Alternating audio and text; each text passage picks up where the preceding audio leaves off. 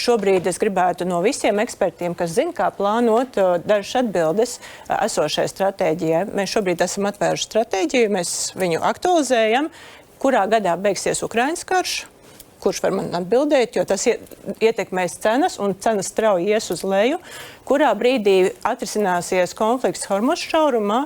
Mums degvielas cenas ies uz augšu līdz kādam līmenim. Man šogad, taisot prognozi, viņas ierēķināt līdz jūlijam vai tomēr līdz gada beigām.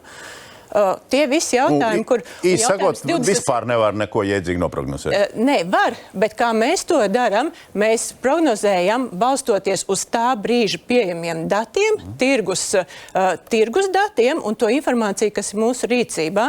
1 eiro svārstība cenā dod 7 miljonu plusā mīnusā. 1 eiro ir knapi nedaudz virs 1%. Nozars uzņēmumi nav viendabīgi. Ir ļoti daudz apakšnozars un katram iet savu trajektoriju. Domājams, ka vēl šobrīd principā pašizmaksa neatbilst veselīgam tādam, komercdarbības principam. Mums ir savu paaugstināts resursu cenas, pietiekoši daudz apakšnozarēs, ne tikai koku, bet arī enerģētika. Un, godīgi sakot, tām gaidām būtu jābūt, kad tas cenu stabilizācijas, ja beigtos, piemēram, krīze Hormuz šaurumā, tad droši vien enerģētika palika lētāka.